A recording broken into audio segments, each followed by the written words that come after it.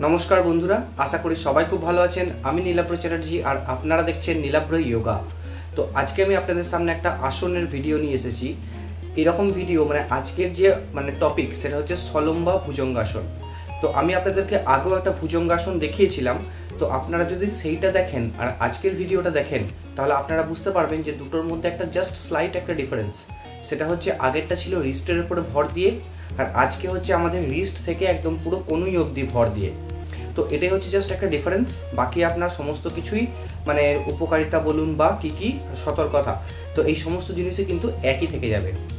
তো প্রতিবারের মতন আমি এবারেও বলবো যে ফ্রি হ্যান্ড এক্সারসাইজ না করে কিন্তু আপনারা যোগাসন প্র্যাকটিস করবেন না। তো ফ্রি হ্যান্ড এক্সারসাইজের ভিডিওটি এখনও পর্যন্ত যদি আপনারা না দেখে থাকেন তো নিচে ডেসক্রিপশন বক্সে লিঙ্ক দেওয়া আছে, সেখানে যান, দেখুন, প্র্যাকটিস করুন, তারপরেই আপনারা যোগাসন প্র্যাকটিস করবেন। তো চলুন ভিডিওতে আগে এগিয়ে গিয়ে আমরা জেনে নিই যে সলম্বা ভুজঙ্গাসন আমরা কিভাবে করব, এর উপকার কী বা কী সতর্কতা আমাদেরকে মেনে চলতে হবে। তো চলুন একদম ডাইরেক্ট ভিডিওটিতে চলে যাওয়া যাক। প্রথমেই আপনারা সোজা হয়ে বসবেন, এরপর আপনারা ঠিক বজ্রাসন করবেন। আমি আপনাদের দেখানোর জন্য একটু সাইড হয়ে গেলাম। তো বজ্রাসন বসার পরে এবার আস্তে আস্তে করে সামনের দিকে হাতগুলোকে এইভাবে রাখুন এবং পাগুলোকে পেছনের দিকে ছেড়ে দিয়ে আপনারা শুয়ে পড়ুন। এবার যতটা সম্ভব হাতগুলোকে পুরো হাতটা থেকে কনুই অবধি রেখে নিঃশ্বাসকে নর্মাল রেখে আপনারা যতটা পারবেন পেটটাকে লাগিয়ে রেখে বাকি ওপরের অংশটা এভাবে তুলুন। প্রথম 10-20 সেকেন্ড করে প্র্যাকটিস করুন, তারপরে আস্তে আস্তে টাইমিং বাড়াতে থাকবেন।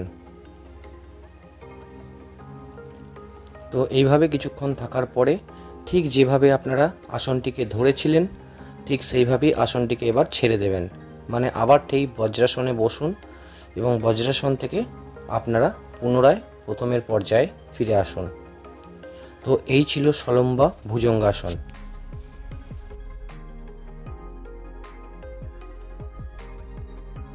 তো বন্ধুরা, আপনারা দেখতে পেলেন যে আমরা সলম্বা ভুজঙ্গাসন কিভাবে করব। তো চলুন এবার এর কিছু উপকার সম্পর্কে আমরা জেনে নিই যে এই আসনটি করলে আমরা কি উপকার পেতে পারি। তো এর যেটা প্রথম উপকার সেটা হচ্ছে এই আসনটি করলে আপনারা বুঝতে পারবেন যে আমাদের পিঠের যে স্পাইন শিরদাঁড়া, পিঠের যে ব্যাক সাইডের মাসেলসগুলো আছে সেইগুলি, আমাদের কোমর, আমাদের যে হিপস হিপসের পেছন দিকের যে পুরো মাসেলসগুলো সেগুলো কিন্তু অনেকটাই স্ট্রেচ হচ্ছে। এর সঙ্গে সঙ্গে কি হচ্ছে, আমাদের যে মাসেলসগুলো আছে সেগুলো কিন্তু অনেকটাই মজবুত হচ্ছে, এরা স্ট্রেংথ বাড়ছে এদের।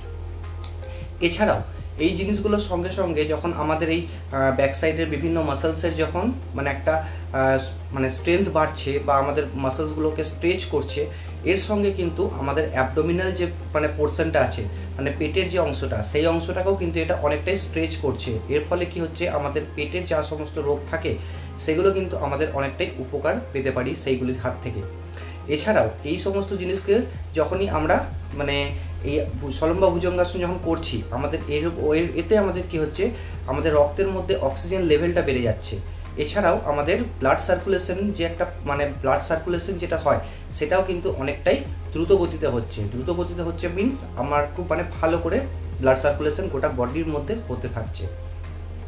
এছাড়াও এই সলম্বা ভুজঙ্গাসন আমাদের নার্ভাস সিস্টেম যেটা আছে সেটাকেও কিন্তু অনেকটাই কন্ট্রোল করে থাকে। ফলে আমাদের নার্ভাস সিস্টেমের জন্য কিন্তু সলম্বা ভুজঙ্গাসন কিন্তু খুব গুরুত্বপূর্ণ একটি আসন। এছাড়াও এই সলম্বা ভুজঙ্গাসন যখন আপনারা প্র্যাকটিস করবেন তখন বুঝতে পারবেন যে আমাদের স্পাইনটা কিন্তু অনেকটাই কার্ভ হচ্ছে। এতে কি হচ্ছে, আমাদের স্পাইনের যে একটা কার্ভনেস যেটা থাকে সেটা কিন্তু সঠিকভাবে হয়। কারোর দেখবেন অনেকটা বেঁকে থাকে বা কারো স্ট্রেট থাকে।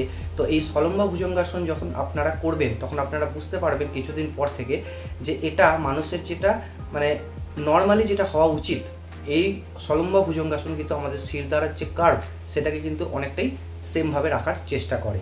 এই সলম্বা ভুজঙ্গাসন আমরা যদি ডেলি প্র্যাকটিস করি তো আমাদের যে পিঠের অনেক সময়, কোমরের অনেক সময়তে ব্যথা থাকে বা আমাদের শিরদাঁড়াতে ব্যথা থাকে, তো এই জিনিসগুলোর হাত থেকেও কিন্তু অনেকটাই রক্ষা পাওয়া যাবে আমরা যদি ডেলি সলম্বা ভুজঙ্গাসন প্র্যাকটিস করি।